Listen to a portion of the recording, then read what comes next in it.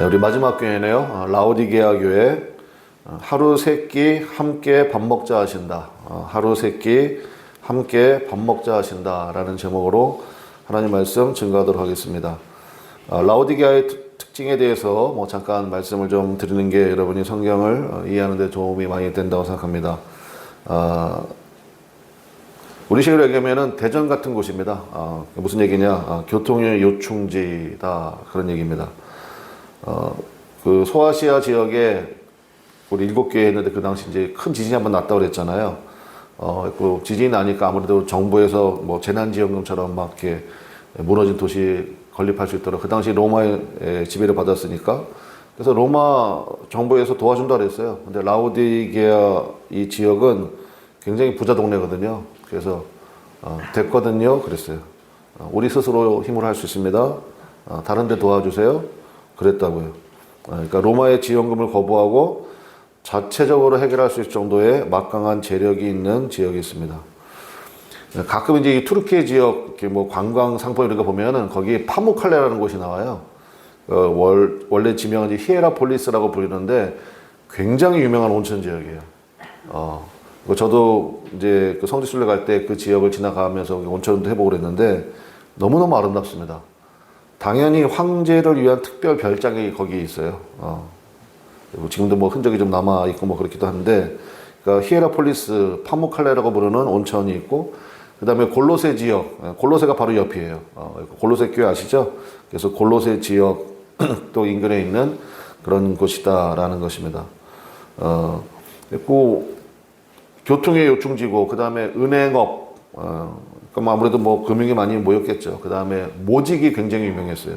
특별히 양모, 그 다음에 안약, 부르기아라고 하는 무슨 가루가 있었나 봐요. 근데 그게 굉장히 안약에 효과가 좋다 그래가지고 굉장한 온천이 있지. 그 다음에 안약도 있지. 그러니까 사람들 많이 몰리고 교통 요충지, 그러니까 부자 동네였다. 그런 특징이 가지고 있다라는 것입니다. 근데 이제 라오디게아 교회의 특징 중에 하나가 뭐냐면 칭찬이 없어요. 칭찬이 없고, 참 이러면 안 되는데 16절에 보니까 내가 이같이 미지근하여 뜨겁지도 아니하고 차지도 아니하니 내 입에서 너를 토하여 버리라. 이것도 참 예수님께서 라오디게아에 대해서 좀 재밌는 말씀하시는 건데요. 이 라오디게아 교회는 부족함이 없는 지역이잖아요. 근데 딱 한 가지가 부족해. 물이 부족해요. 그래서 히에라폴리스에서 물을 끌어오고 골로새 지역에서도 물을 이렇게 끌어왔거든요. 그러니까 히에라폴리스는 아까 말씀드린 것처럼 온천 지역이잖아요. 9km 정도 떨어져 있어요, 거리로. 그러니까 거기서 온천물 끌어오고, 골로새 지역은 소아시아 전체 지역에서 가장 차갑기로 유명한 동네입니다, 물이. 그러니까 두 가지 물이 합쳐지는 곳이 라오디게아예요. 그러니까 그거를 빗대어서 예수님이 너네는 물도 그런 거 먹더니 신앙도 그 모양이냐? 약간 그렇게 주님이 책망하시는, 뜨겁지도 않고 차지도 않고 어쩌면 그렇게 딱 중간에 위치해가지고 먹는 물처럼 신앙도 그 모양이냐? 주님이 책망하시는 그런 내용인데, 두 가지 살펴보도록 하겠습니다. 첫 번째는 한번 따라합시다. 나를 아는 은혜.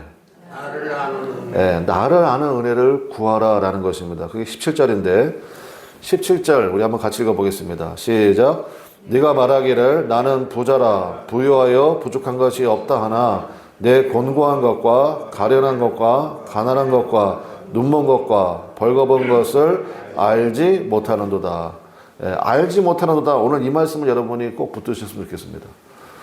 자기 스스로는 뭐라고 생각합니까? 나는 부자다. 나는 부족한 게 하나도 없어. 그렇게 말은 하고 있지만 사실은 주님께서 보시는 게 정확한 거 아니에요? 너무너무 곤고하다는 거예요. 너무너무 가련하다는 거예요. 그 다음에 눈 멀고 가난하고, 그 다음에 벌거벗고 있다는 거예요. 수치도 모르는 정도로. 그러니까 이 말씀을 통해서 알지 못하는도다. 뭐예요? 착각 속에 살아가는 거죠. 나는 부자다. 나는 부족한 게 없어. 그런데 주님 보시기에는 7개 교회 가운데 제일 불쌍한 교회예요. 제일 가난한 교회고. 그래서 실상을 만나야 된다라는 것입니다. 나를 아는 은혜만큼 중요한 것이 없는 것 같아요. 제가 목회하면서 보지만 나는 이렇다라고 생각하는 경우가 굉장히 많거든요. 우리 모두가 마찬가지인데 그래서 예수님 앞에 나가야 되는 거예요. 참빛 대신 예수님. 그러니까 요한복음에 보면 예수님은 참빛이시다 이런 얘기가 굉장히 많이 나와요.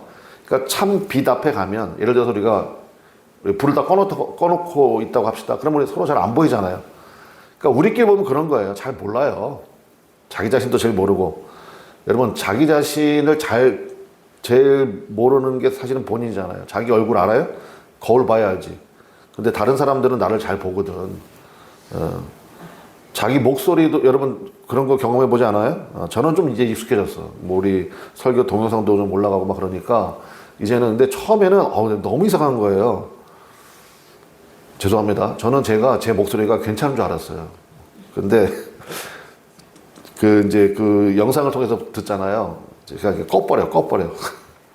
야, 목소리가 참 어떻게, 그러니까 자기는 자기 목소리도 어색해 하잖아요. 영적인 것도 제가 보니까 그런 경우가 많이 있는 것 같아요. 그래서 하나님, 나를 알게 하옵소서. 그러니까 참빛 대신 예수님 앞에 가면 예수님이 확 비춰주잖아요.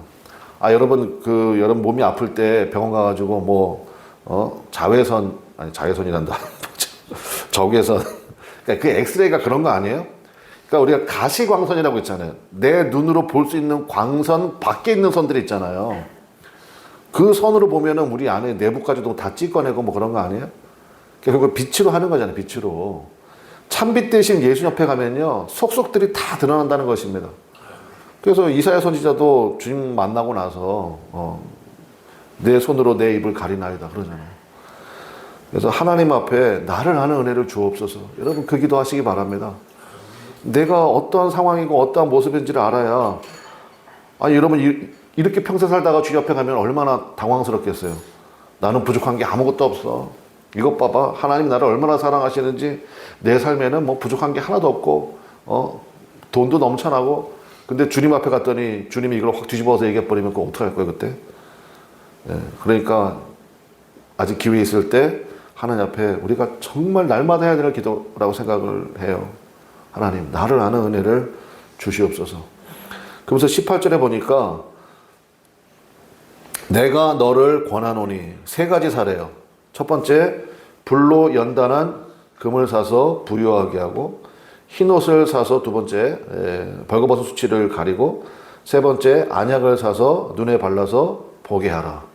이런 말씀이 나오는데 뭐 간단히 살펴봅시다. 불로 연단한 금을 사서 부유하게 하고 이게 뭐예요? 시련을 통과한 정금 같은 믿음이 있어야 된다. 그 얘기하는 거죠. 그리고 연단은 이게 주로 우리의 믿음과 관련이 되잖아요. 정금 같은 믿음 그런 거 들어보셨죠? 그래서 시련을 통과한 정금 같은 믿음이 있어야 된다는 거예요. 부잣집 도련님으로만 살다 보니까 이 고난의 사는 과정이 없어요. 그러니까 뭐 신앙생활이 너무 가벼운 거예요. 묵직함이 없어. 그다음에 흰옷을 사서 이게 뭐예요? 제가 아까 말씀드렸죠. 거기에 양모가 굉장히 유명하다고. 그 당시에 양모는 검은색이었나 봐요. 그래서 특산물인 검은 양모로 굉장히 유명한데, 그러니까 무슨 얘기입니까? 세상 가치관이 아닌 성도다운 순결한 삶을 살라는 거예요. 좀 말씀이 기준이 되고 그래야지 맨날 세상이 뭐 어떻게 돌아가나 맨날 그것만 관심 가지고 있고 하나님 말씀은 하나도 모르고 그러면 안 되죠. 정말 부끄러운 거죠. 집사가 되고 권사가 되고 신앙생활도 뭐 10년 넘게 했는데 뭐 성경대에서 뭐 그런 말씀이 있었어요? 뭐 이러고 이러면 굉장히 참 난감한 거 아닙니까? 그래서 부끄러움을 가리라는 거예요. 성도다운 순결한 삶, 말씀에 맞춰서 합당한 삶.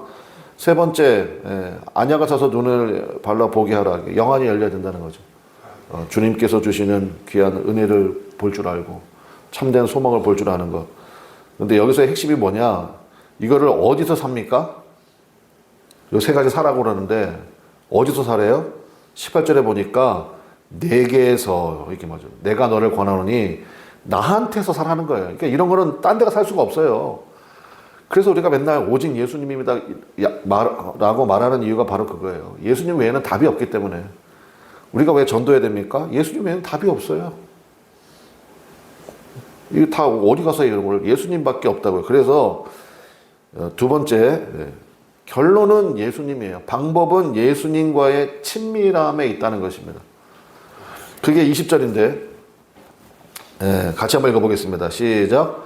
볼지어다 내가 문 밖에 서서 두드리노니 누구든지 내 음성을 듣고 문을 열면 내가 그에게로 들어가 그와 더불어 먹고 그는 나와 더불어 먹으리라. 예수님께서 어디서 계신답니까? 문 밖에 서서. 이거 지금 예수님을 모르는 사람들한테 하신 얘기 아니잖아요. 교회에 하시는 이야기잖아요. 교회의 머리는 누구죠? 예수님인데 라오디게아에 있어서만큼은 예수님은 어디 계십니까?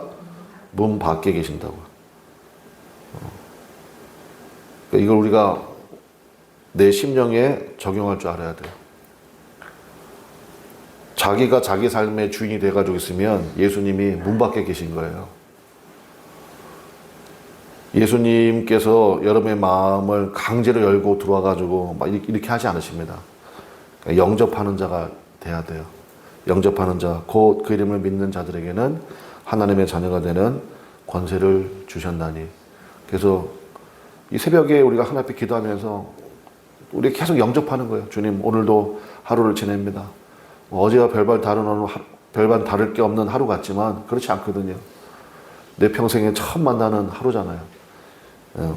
오늘이 4월 7일인가요? 2026년 4월 7일은 지금까지 만나본 적이 없는 날 아니에요?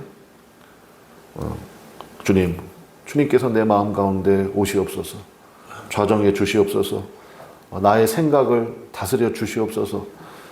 그렇게 고백하는 것이 그게 얼마나 중요한 일이겠습니까? 실제로 우리가 이제 움직이는 교회라고 그러잖아요. 여러분 심령이. 근데 점검해 보셔야죠. 혹시 예수님이 문 밖에 서서 안타까워하는 마음으로 두드리고 계시는 상황은 아닌지. 그거를 살펴볼 줄 아는 믿음이 중요하다고 생각합니다. 근데 예수님이 이렇게 말씀하시면서 내가 문 밖에 서서 두드린다. 문을 열어라.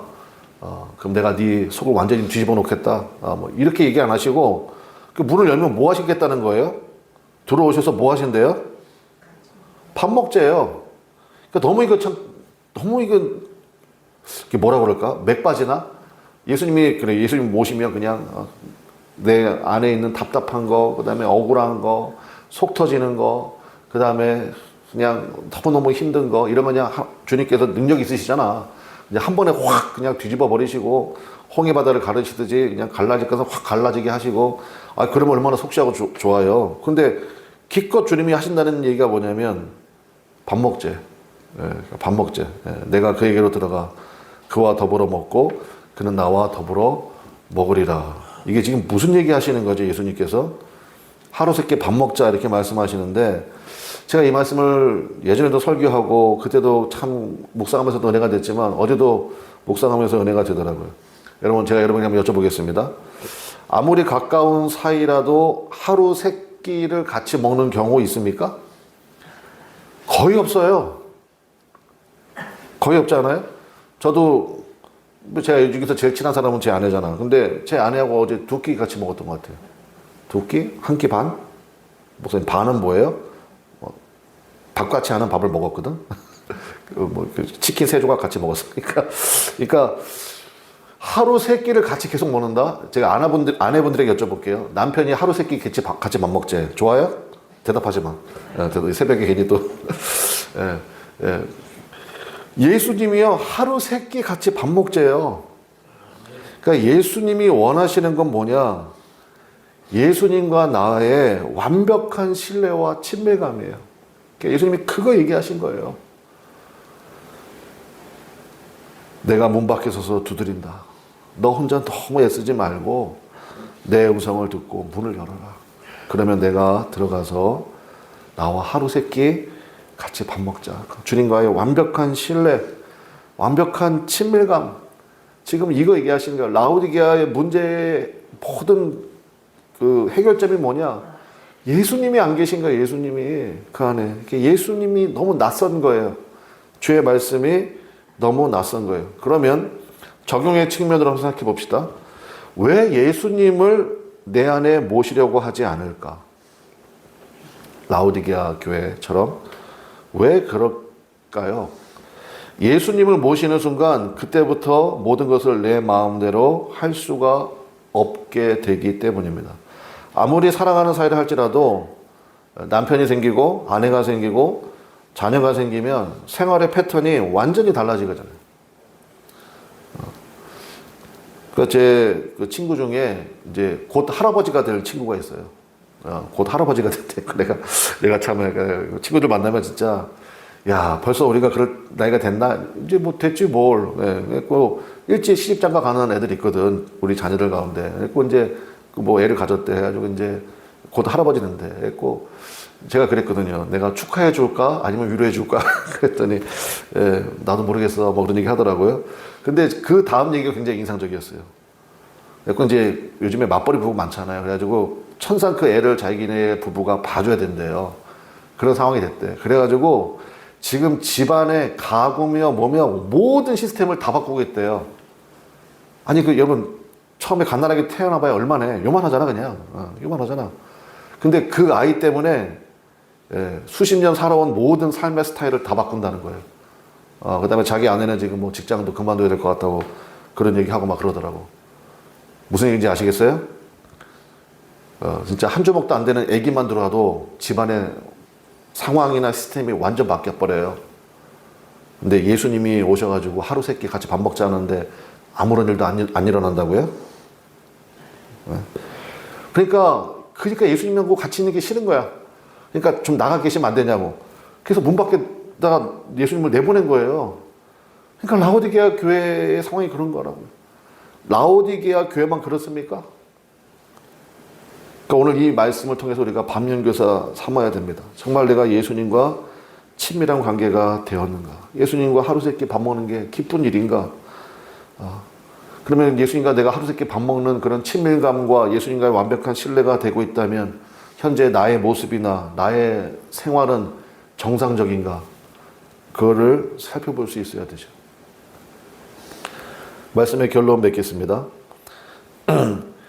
우리가 7개 교회 살펴봤잖아요. 근데 7개 교회마다 맨 마지막에는 항상 똑같은 말씀이 있어요. 그게 뭐냐? 우리 21절 한번 보세요. 21절. 21절 첫 마디가 뭡니까? 이기는 그에게는. 우리 라오디게아 이전에 있었던 교회, 그 교회도 마찬가지인데 빌라델비아 교회 12절도 한번 보세요. 12절. 12절 첫 마디가 뭐예요? 이기는 자는. 그렇죠? 그 다음에 사대교회도 봅시다. 5절 봅시다. 5절. 3장 5절이요. 첫 마디가 뭡니까? 이기는 자는. 그러니까 이게 계속 나와요. 제가 일부러 계속 그동안 말씀 안 드렸는데 모든 교회의 끝은 항상 이기는 그에게는, 이기는 자에게는 항상 이 말씀이 나오거든요. 그럼 이제 이 말씀을 우리가 오해해가지고 그래 이겨야 돼, 승리해야 돼, 그러지 말라는 거예요. 우리 힘으로 어떻게 이깁니까? 못 이겨요. 그러니까 라오디게아 교회가 맨 마지막에 있는 이유가 저는 그런 의미가 있는 것 같아요. 무슨 얘기입니까? 말씀 대신 예수님과 하루 세끼 밥 먹는 사이가 되면 이겨진다는 거예요. 그러니까 내 힘으로 이길 수 없어요. 그러니까 예수님과의 관계가 어떠냐? 주님과의 관계가 너무 정말 요한복음에도 나오잖아요. 주는 내 안에, 나는 주님 안에. 그 관계가 돼버리면 이겨집니다. 그냥 이기려고 하지 않아도. 그래서 여러분 소아실교회로 우리가 같이 묵상을 했는데 여러분 그 예수님을 여러분 마음 가운데 모시게 되시기를 주님의 이름으로 간절히 축원합니다. 그래서 오늘도 여러분 하루 세끼 드실 거잖아요. 그때마다 여러분 예수님 생각해 보세요. 육적인 음식을 먹지만 주님께서 오늘 나에게 하신 말씀 요한계시록 3장 20절에 문을 열어라. 그러면 내가 너에게로 들어가서 너는 나와 더불어 먹고 나는 너와 더불어 먹겠다. 저는 이것이 모든 문제와 시련을 푸는 길이라고 생각합니다. 유일한 길이라고 생각합니다. 삶의 문제들. 그러면 여러분이 예상치 못한 귀한 은혜도 우리 주님께서 부어주시지 않겠습니까? 우리 그 믿음 가운데 설 수 있는 우리 모두 되시기를 주님의 이름으로 간절히 축원합니다. 기도하겠습니다. 우리 주여 한번 부르고 하나님 이 은혜 우리 마음 가운데 허락해 주옵소서. 무엇보다도 주님과의 친밀감이 완전히 이루어지기 원합니다. 주님과 하루 세끼 밥 먹는 사람 되기 원합니다. 그것이 어색하지 않고 그것이 너무너무 기쁘고 즐거운 그런 신앙생활 되기 원합니다. 주님 내 마음 가운데 오셔서 좌정하시고 하나님 하루 세끼 밥 먹는 그런 주님과의 친밀함이 이루어지게 해달라고 우리 다 같이 주여 한번 부르고 통성으로 간절히 기도하겠습니다. 주여 하나님 아버지 그 은혜 우리 가운데 허락하여 주셔서 하나님 아버지 그 말씀 가운데 서기를 원합니다. 주님 붙잡아 주옵소서.